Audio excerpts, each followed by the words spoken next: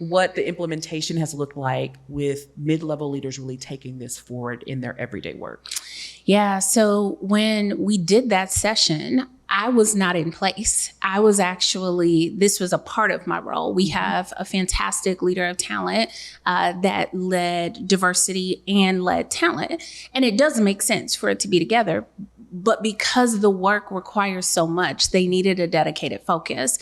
And so my position was created. I was given extra resources at a time when the business was cutting. And so that caused a bit of friction, right? You've got sales and numbers that you have to meet. And wait a minute, you're starting up something over here and they haven't even proven themselves. And so the reason I start with that is because there was a bit of passion on one side and excitement and momentum from some groups, some managers. And then you had other managers that were like, I'm down a head count. I'm down a resource. I got to go sell more tires, or I got to do more with less. And this group is coming in here with more requests that I'm supposed to do. No way. And so we approached it from a balance perspective, right? We tried to simplify it. We tried to get everybody's ideas. We did implement some education, but we created these two resources that essentially sit alongside our HR partners, and they work with the business to say, what is it that you need? You are saying that you have hiring challenges. How can DE&I be a benefit for you? You are not going to be able to fill roles if you just look for white Caucasian males.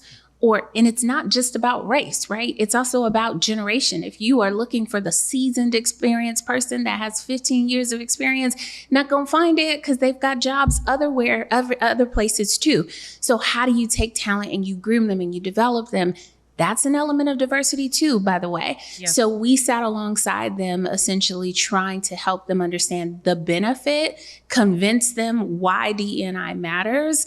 And with our managers, we hold them accountable to the numbers. So our CEO, alongside of our ExCo member, said, this is important. We want to see this reported out on. Yep. So our leaders report quarterly on our representation numbers on race and gender, on hiring as well, and then also completion rates for our trainings and things like that.